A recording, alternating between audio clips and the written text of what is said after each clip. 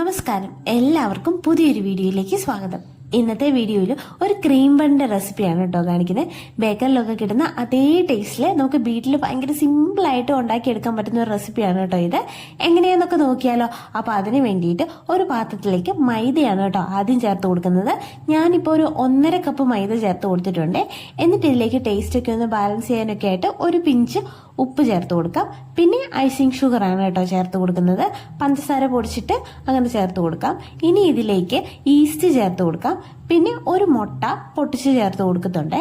എന്നിട്ട് റൂം ടെമ്പറേച്ചറിലുള്ള ബട്ടറാണ് കേട്ടോ നമ്മളിപ്പോൾ ചേർത്ത് കൊടുക്കുന്നത്. റൂം ടെമ്പറേച്ചറിലുള്ള തന്നെ ചേർക്കുന്നതാണ് നല്ലത്, അല്ലെങ്കിൽ ഇതിൽ കട്ട പിടിച്ചിങ്ങനെ കിടക്കുമല്ലോ. ഇനി ഇതിലേക്ക് പാല് ചേർത്ത് കൊടുക്കാം. തിളപ്പിച്ചാറിയ പാലാണ് കേട്ടോ ഇത്. എന്നിട്ട് എല്ലാം കൂടെ ചേർത്ത് നന്നായിട്ടൊന്ന് മിക്സ് ചെയ്തെടുക്കാം. മുട്ടയൊക്കെ ഉള്ളതുകൊണ്ടാണ് കേട്ടോ ഞാൻ ആദ്യം സ്പൂൺ കൊണ്ട് മിക്സ് ചെയ്യുന്നത്. കൈ കൊണ്ട് മിക്സ് ചെയ്താലും മതി. ആദ്യം സ്പൂൺ കൊണ്ട് നന്നായി മിക്സ് ചെയ്തതിന് ശേഷം ഞാൻ കൈ കൊണ്ട് നന്നായി ഇത് മിക്സ് ചെയ്ത് ഡോ പോലെ ആക്കി എടുക്കുന്നുണ്ട്. ഇത് നന്നായി ഒന്ന് ഒട്ടിപ്പിടിക്കുന്ന ഒരു പരുവാണ് കേട്ടോ. അപ്പോൾ നമുക്ക് പൊടിയൊക്കെ ഇട്ട് അഡ്ജസ്റ്റ് ചെയ്ത് ഇത് കുഴച്ചെടുക്കാം കേട്ടോ. കുഴച്ചെടുത്തിട്ട് ഒരു 2 മണിക്കൂർ റെസ്റ്റ് ചെയ്യാൻ വെക്കണം. നനഞ്ഞൊരു ടവൽ വെച്ചിട്ട് പൊതിഞ്ഞ് ഒരു 2 മണിക്കൂർ റെസ്റ്റ് ചെയ്യാൻ വെക്കാം. 2 മണിക്കൂറിന് ശേഷം ദേ ഇങ്ങനെയായിട്ടുണ്ടാവും. സൈസൊക്കെ ഇച്ചിരി ഡബിൾ സൈസ് ആയിട്ടുണ്ടാവും. എന്നിട്ട് നമുക്കത് നന്നായിട്ട് വീണ്ടും ഒന്ന് കുഴച്ചെടുക്കാം. അതിൻ്റെ ആ എയർ ബബിൾസ് ഒക്കെ കളഞ്ഞ് നന്നായിട്ട് അതിൻ്റെ ആ എയറൊക്കെ വന്നിട്ടായിരിക്കുമല്ലോ അതിങ്ങനെ പൊങ്ങി വരുന്നത്. അപ്പോൾ നമുക്കതെല്ലാം കളഞ്ഞ് നന്നായിട്ട് വീണ്ടും നന്നായി കുഴച്ചെടുക്കണം. കുഴക്കും തോറും ഇത് കൂടുതൽ സോഫ്റ്റ് ആകും കേട്ടോ. അപ്പോൾ അത് കാരണം വീണ്ടും കുഴച്ചെടുക്കാം.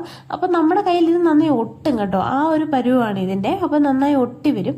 എന്നിട്ട് നമുക്കിതിന് ചെറിയ ബോൾസ് ആക്കി, അതായത് നമുക്ക് ക്രീം ബണ്ണാക്കാൻ വേണ്ടിയിട്ടുള്ള ബണ്ണിൻ്റെ ഷേപ്പിൽ ഓരോരോ ബോൾസ് ആക്കി നമുക്കിങ്ങനെ ഷേപ്പ് ചെയ്തെടുക്കാം. ഇതിന് മുകളിൽ ഭയങ്കര സ്മൂത്ത് ആയിട്ടുള്ള ലെയർ ആകുന്നതാണ് കേട്ടോ നല്ലത്. അങ്ങനെയാക്കി നമുക്ക് മാറ്റിയെടുക്കാം കേട്ടോ.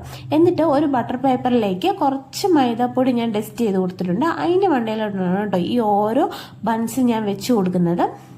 അല്ലെങ്കിൽ ഇതിൽ നിന്ന് എടുക്കുമ്പോഴേക്കും വീണ്ടും ഒട്ടിപ്പിടിക്കാനുള്ള ചാൻസസ് ഉണ്ട്. അപ്പോൾ ഇത് വെച്ച് കൊടുക്കുമ്പോൾ ഇത് അകത്തി വെക്കുന്നതാണ് കേട്ടോ നല്ലത്. ഇതൊരു 1.5 മണിക്കൂറോളം നമ്മൾ റെസ്റ്റ് ചെയ്യാൻ വെക്കണം. അപ്പോഴേക്കും ഇത് കുറച്ചും കൂടി ഒന്ന് വലുതാവും.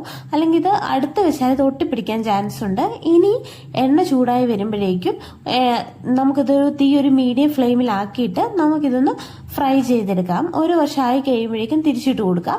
അത് കഴിഞ്ഞിട്ട് വീണ്ടും അവിടെ ഫ്രൈ ചെയ്യാം. ഒരു മീഡിയം ഫ്ലെയിമിൽ മാത്രം ഫ്രൈ ചെയ്താൽ മതി. അല്ലെങ്കിൽ ഇതിൻ്റെ പുറത്തെ കളർ വേഗം മാറും, ആകെ ഒട്ടും വേഗാതെ വരും കേട്ടോ.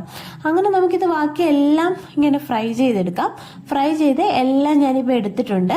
നല്ല രസമായി കിട്ടിയിട്ടുണ്ട് കേട്ടോ. ഇങ്ങനെ ആവുന്ന പോലും ഞാൻ പ്രതീക്ഷിച്ചല്ല. ഇനി അതിൻ്റെ അകത്തത്തെ ക്രീം നമുക്ക് ഉണ്ടാക്കാം. അപ്പോൾ അതിന് വേണ്ടിയിട്ട് ബട്ടറും അതിലേക്ക് ഐസിങ് ഷുഗറും ആണ് ചേർക്കുന്നത്. എന്നിട്ട് ഞാനൊരു ബീറ്റർ വെച്ചിട്ട് നന്നായിട്ട് ഇത് ബീറ്റ് ചെയ്ത് എടുക്കുന്നുണ്ട്. ഇനി ഇതിപ്പോൾ ഇങ്ങനെ അല്ലെങ്കിൽ നമുക്കിപ്പോൾ മിക്സിയുടെ ജാറിലിട്ടായാലും നമുക്കിങ്ങനെ അടിച്ചെടുത്താൽ ഇങ്ങനെ കിട്ടും. എന്നിട്ട് ഇത് നന്നായിട്ട് മിക്സ് ചെയ്തെടുത്തിട്ട് നമുക്കിനി നമ്മുടെ ഓരോരോ ബണ്ണെടുക്കാം. ബണ്ണെടുത്തിട്ട് ഇത് കട്ട് ചെയ്യാം.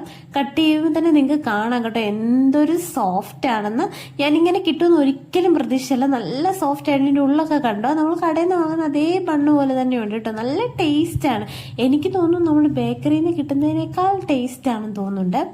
എന്നിട്ട് ഇതിൻ്റെ ഉള്ളിലേക്ക് നമുക്ക് ആ ക്രീം ഫില്ലിംഗ് ഒക്കെ ചേർത്ത് കൊടുക്കാവേ. എന്നിട്ട് ഇത് അടച്ചു വെക്കാം. എന്നിട്ട് ഇതുപോലെ തന്നെ നമുക്ക് ബാക്കിയെല്ലാം ഇങ്ങനെ ചെയ്തെടുക്കാം കേട്ടോ. ഈ ബട്ടറിൻ്റെയൊക്കെ ടേസ്റ്റ് ആ ഫ്ലേവറൊക്കെ ഒരുപാട് ഇഷ്ടമുള്ളവരാണെങ്കിൽ കുറച്ചും കൂടെ കൂടുതൽ ഫില്ലിംഗ് ഒക്കെ വെച്ച് കൊടുക്കാം കേട്ടോ. നല്ല ടേസ്റ്റിയാണ്. നമ്മൾ വീട്ടിലുണ്ടാക്കുന്നതല്ലേ, അപ്പോൾ നല്ല ടേസ്റ്റിയാണ്. ഇത് ഇങ്ങനെ തന്നെ ഉണ്ടാക്കണം. ഇങ്ങനെ തന്നെ ഉണ്ടാക്കിയാൽ ഇതേപോലെ തന്നെ കിട്ടും കേട്ടോ. ട്രൈ ചെയ്ത് നോക്കുക. ട്രൈ ചെയ്ത് നോക്കിയിട്ട് അഭിപ്രായങ്ങൾ പറയുക. ഇഷ്ടപ്പെട്ടാൽ ലൈക്ക് ചെയ്യുക, ഷെയർ ചെയ്യുക, സബ്സ്ക്രൈബ് ചെയ്യുക. ബൈ.